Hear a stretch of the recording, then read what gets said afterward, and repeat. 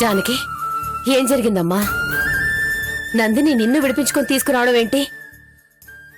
నాకు చాలా ఆశ్చర్యంగా ఉంది. నాకు కూడా ఆశ్చర్యంగానే ఉంది అత్తయ్య. అసలు నేనే ఇంకా నమ్మలేకపోతున్నాను.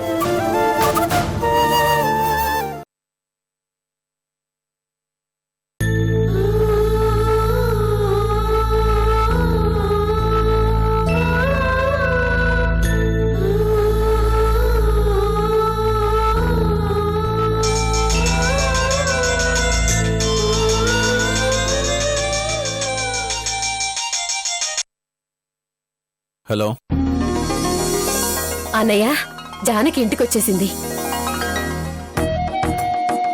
నందినియే విడిపించుకు తీసుకొచ్చింది. అలాగా? ఏమైంది హరి? జానకిని నందినే విడిపించి తీసుకొచ్చిందంట. నాకు చాలా సంతోషంగా ఉందమ్మా. అన్నయ్య, నాకు కూడా చాలా సంతోషంగా ఉంది. ఇందాక నువ్వు జానకిని ఉదయం వరకు విడిపించడం కష్టం అని చెప్పినప్పుడు అప్పుడు నాకు కాళ్ళు చేతులు ఆడలేదు. కానీ నందిని కంప్లైంట్ వెనక్కి తీసుకుంది. తనే దగ్గరుండి జానకిని ఇంటికి తీసుకొచ్చింది. వాళ్ళిద్దరూ ఒకరినొకరు ఎప్పుడు ఇలాగ అర్థం చేసుకుంటూ పోతే మనకు అంతకంటే ఇంకేం కావాలమ్మా? అన్నయ్య, నాకెందుకో నందిని మెల్లిమెల్లిగా మారుతుందనిపిస్తోంది. నందిని ఈ రోజు జానకి తప్పు చేయలేదని అర్థం చేసుకున్నట్టే రేపు విజయ్ని కూడా అర్థం చేసుకుని సంతోషంగా కాపురం చేసుకుంటూ ఉండాలని ఆ దేవుణ్ణి కోరుకుంటున్నాను. అది జరుగుతుంది దేవి.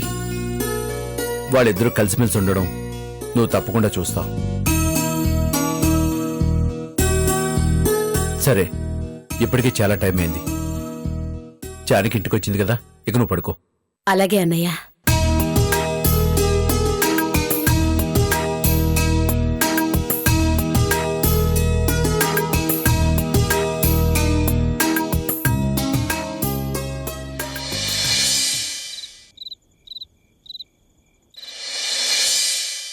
చాలా సంతోషంగా ఉంది హరి. నందినియే జానకిని విడిపించింది అంటే నందినిలో కొంచెం మార్పు కలిగిందనిపిస్తోంది. అవును ప్రవళిక, జానకి స్టేషన్లో ఉంటే ఇబ్బంది పడుతుందని ఆలోచించి తన్ని విడిపించింది అంటే ఎక్కడో మూల నందినికి జానకి మీద మంచి అభిప్రాయం ఉందన్నమాట. అవును బాబు, నందినమ్మ గారు స్వతహాగా చెడ్డదేం కాదు. అంతా మల్లేశ్వరి రుద్రాలే చేశారు.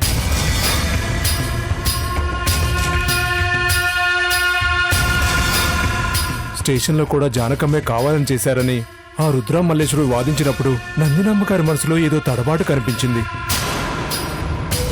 ఆ రాక్షసులు నందినమ్మ గారి మనసు మాయ చేసి కంప్లైంట్ రాయించారమ్మా.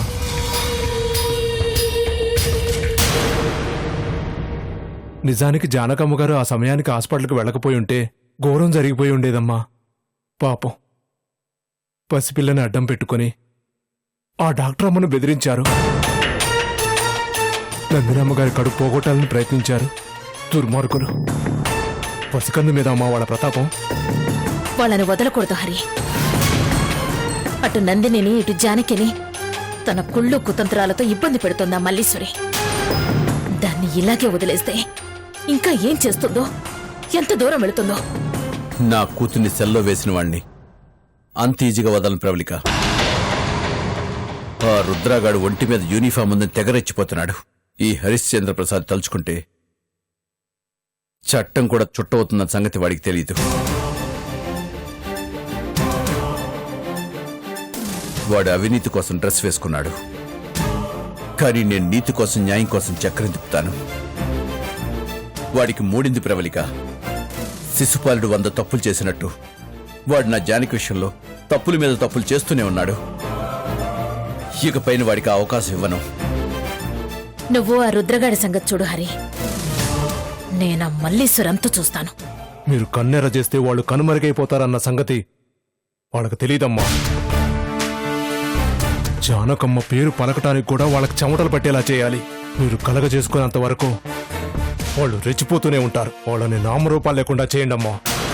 బాబు, నువ్వు వాళ్ళ ప్రతి కదలికల్ని మాకు తెలియజేస్తుండు. వాడి ఎటువైపు అడిగేసినా సరే వాడికంటే ముందు ఆ దారిలో నేనుంటాను. వాడు నన్ను దాటి నా జానికి నేను చేస్తాడో నేను చూస్తాను. అలాగేనయ్యా. ఇకపై నేను ఆ పని మీదే ఉంటాను. ప్రవళిక, ఆ మల్లేశ్వరికి భయం తప్ప మనసులో ఇంకొక ఆలోచన ఉండకూడదు. అలాగే హరి, ఆ సంగతి నాకు వదిలే, నేను చూసుకుంటాను. వాళ్ళు రాంగ్ రూట్లో వెళ్తున్నారు కదా, వాళ్ళకి ఇక రాంగ్ రూట్ తప్ప యూటర్న్ ఉండదు.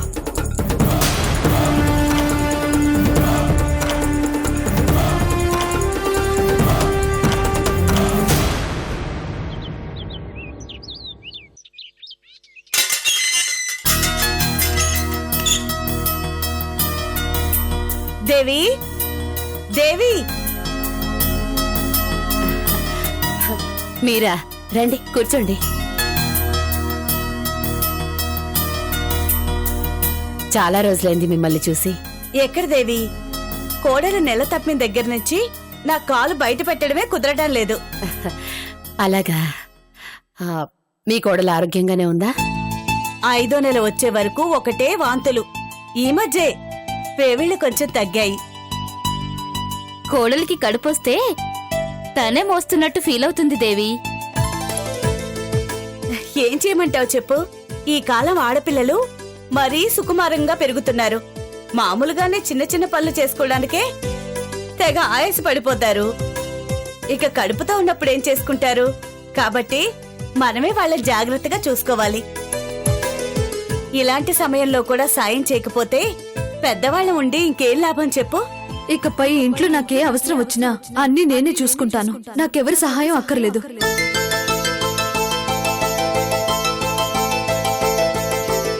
అమ్మా జానకి, కాఫీ తీసుకురా. అలాగే అత్తయ్య. ఇప్పుడేం వద్దు దేవి, అంత టైం లేదు. నేను చాలా మంది బంధువుల్ని పిలవాలి. ఏంటి విశేషం? మా కోడలికి సీమంతం చేస్తున్నాం. దానికోసమే పిలవడానికి వచ్చాను. అలాగా. తీసుకోండి. వద్దమ్మా. అలా అంటే కుదరదండి. మా ఇంటికొచ్చిన వాళ్ళకి ఏమీ ఇవ్వకుండా పంపిస్తే మా అత్తయ్య మనసు చాలా బాధపడుతుంది. ఆవిడ తృప్తి కోసమైనా మీరు తాగాల్సిందే. తీసుకోండి. నువ్వు మరీ మొహమాట పెట్టేస్తున్నావమ్మా. మీరు కూడా తీసుకోండి. అత్తయ్య,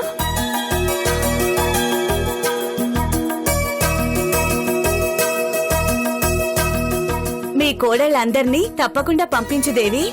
అలాగే, తప్పకుండా వస్తారు. అవును, నీ కోడలు కూడా కడుపుతో ఉంది కదా, ఇప్పుడు తనకెన్నో నెల? 5వ నెల.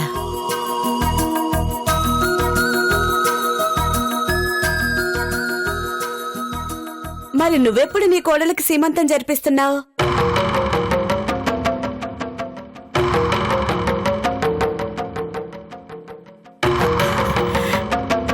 ఈ మధ్య తన ఆరోగ్యం సరిగా ఉండటం లేదు.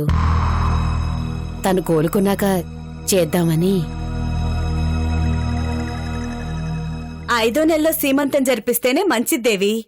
ఇప్పుడు చేయకపోతే 9వ నెల వరకు చేయడం కుదరదు. అప్పుడు డెలివరీ గురించి టెన్షన్ పడతారు కాబట్టి సంతోషంగా జరిపించలేం. కాబట్టి నువ్వు కూడా తొందరగా సీమంతం జరిపించేయ్. అలాగే.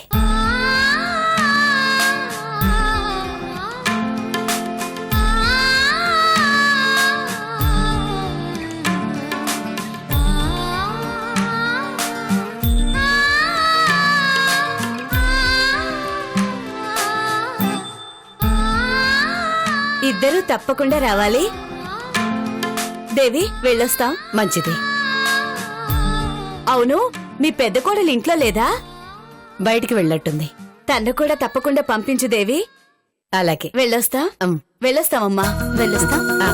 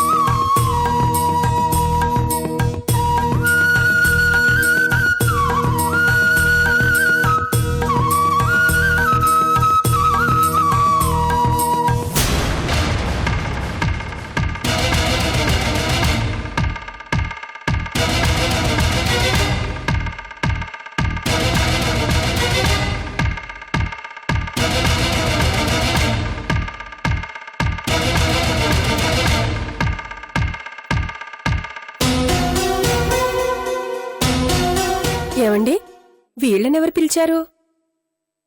మేమే పిలిచాం. ఎందుకు అడుగుతున్నారు? ఏమీ లేదు, ఊరికే అడిగానులేండి. పర్వాలేదు, చెప్పండి. ఆ కడుపుతో ఉన్న అమ్మాయి ఒక్కదాన్ని పిలిస్తే పర్వాలేదు, కానీ ఆ మిగతా ఇద్దరిని ఎందుకు పిలిచారు? ఇలాంటి వాళ్ళు సీమంతం చేసే పిల్లని ఆశీర్వదిస్తే ఇంకేమైనా ఉందా? మీరేమంటున్నారో మాకు అర్థం కావట్లేదు. అంటే వాళ్ళ గురించి మీకు పూర్తిగా తెలీదా? ఏవో ఫ్యామిలీ ప్రాబ్లమ్స్ ఉన్నాయని తెలుసు. ఫ్యామిలీ ప్రాబ్లమ్స్ కాదు, మొత్తం ఫ్యామిలీయే ప్రాబ్లం.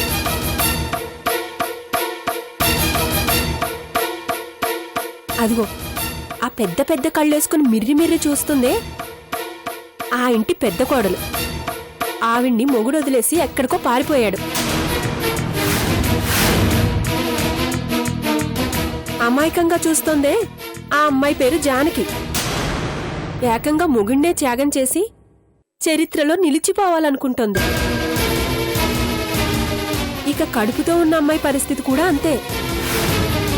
కాకపోతే చట్ట ప్రకారం ఆవిడ పెళ్లే చెల్లుతుంది కాబట్టి ఆ అమ్మాయికి ఒక్కదానికే ఈ సీమంతంలో ఉండే అర్హత ఉంది.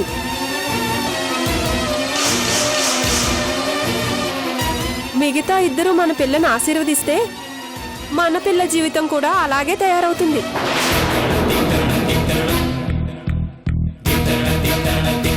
చూసావా వదినా, మొగుళ్ళు లేకపోయినా ఎంత దర్జాగా పేరంటానికి వచ్చారో. సిగ్గు లేకపోతే సరి. వీళ్ళ నీడ కూడా ఇంకో అమ్మాయి మీద పడకూడదు. పచ్చని జీవితం పటాపంచలైపోతుంది.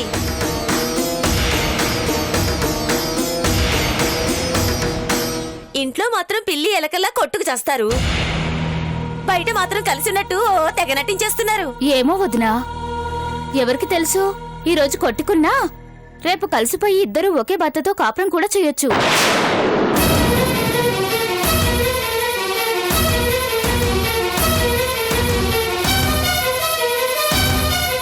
ఏయ్, ఏంటి పిచ్చి పిచ్చిగా వాగుతున్నారు? నందిని, వదిలేసేయ్. నువ్వు వాగు జానకి.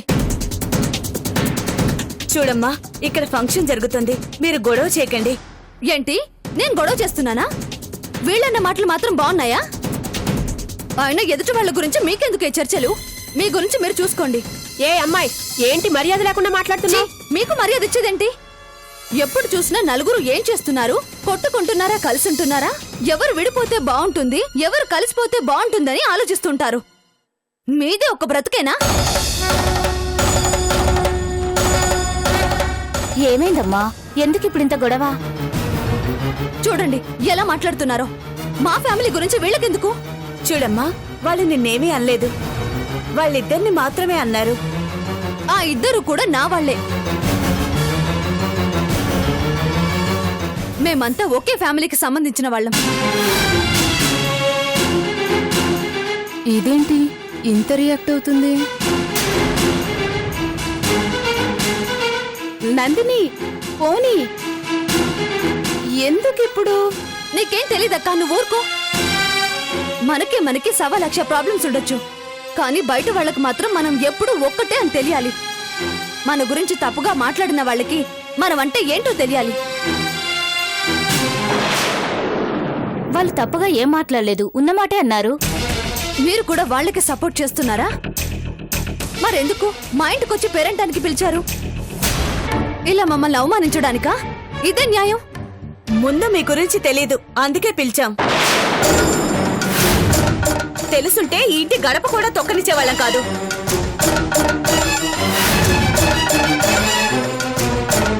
అయినా మీది ఒక బతికేనా? మొగుణ్ణి వదిలేసిన వాళ్ళని చూసాం గాని ఇలా ఒకే ఇంట్లో ఉంటూ కొట్టుకు చావడం మేమెక్కడా చూడలేదు. మీలాంటి వాళ్ళు మా పిల్లల్ని ఆశీర్వదించడానికి వస్తే వాళ్ళ బతుకులు కూడా మీలాగే తయారవుతాయి. అంతేకాదు, ఈవిడి గారు ఇంకో గొప్ప పని కూడా చేశారు. 2 సార్లు చీరా సార్లు విసిరికొట్టి తల్లి కాబోతున్న ఏ ఆడది చెయ్యకూడని పని చేసింది. ఇంకా ఇలాంటి వాళ్ళు బిడ్డని కని మొగుడితో సంసారం ఏం చేస్తారో.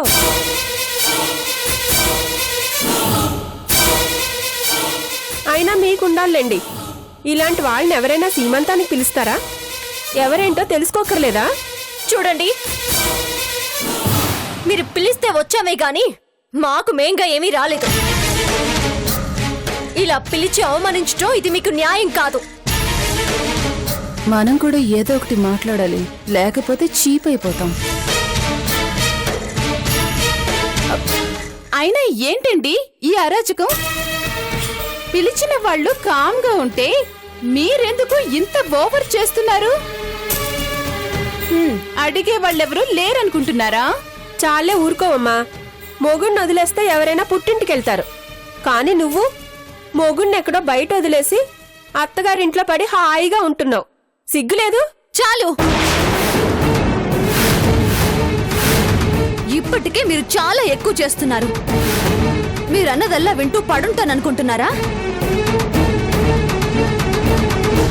మేం ఇంట్లో ఎంత కాని వాళ్ళమైనా బయటకొస్తే మాత్రం కలిసిమెలిసి ఉంటాం. మా ఇంటి పరువు కాపాడడానికి మేం ఏం చేయడానికైనా వెనకాడం. ఏమన్నారు? ఒకే భర్తతో కాపురం చేస్తామన్నారు కదా? మా కుటుంబం పరువు పోకుండా ఉంటుంది అంటే దానికి కూడా మేం సిద్ధమే.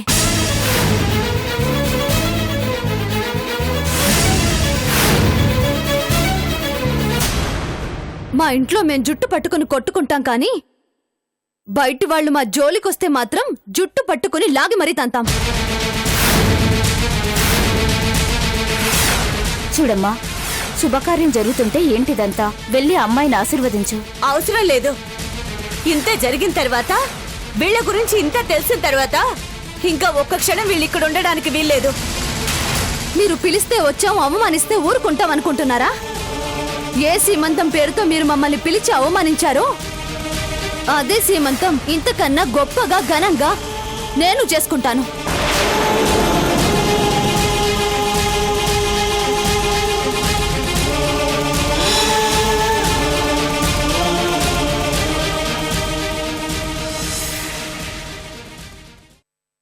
వీళ్ల చేతుల మీదుగా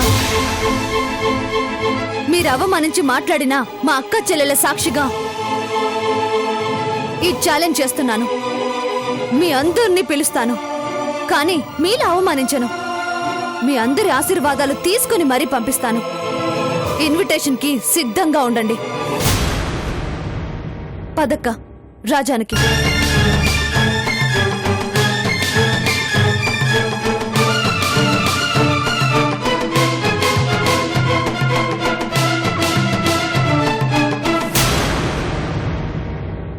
అబ్బబ్బబ్బబ్బా, ఏం మనుషులో ఏంటో.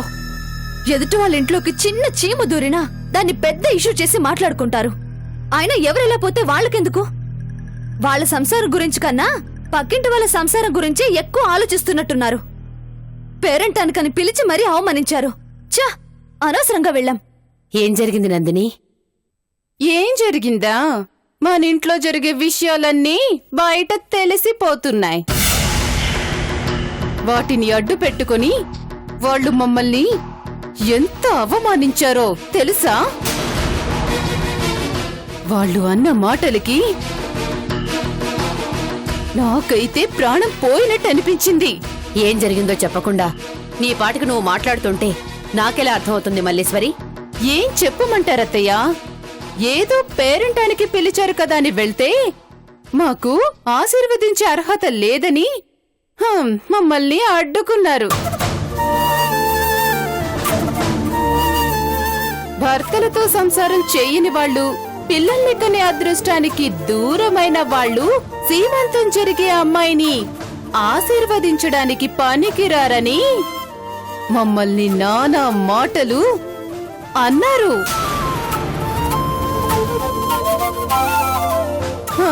ఒకరు భర్తను వదిలేసుకున్నారు, ఇంకొకరిని భర్తే వదిలేసి వెళ్లిపోయాడు. అయినా తగుదునమ్మా అంటూ పేరెంటానికి తయారై వచ్చారని మా ముఖం పట్టుకుని అన్నారు. నాకైతే తల తీసేసినట్టు అయ్యింది. నరం లేని నాలుక 4 రకాలుగా మాట్లాడుతుంది. అవన్నీ మనం పట్టించుకోకూడదు. అయినా తప్పు వాళ్ళది కాదు. వాళ్ళకలా మాట్లాడే అవకాశం ఇస్తున్నా మనది.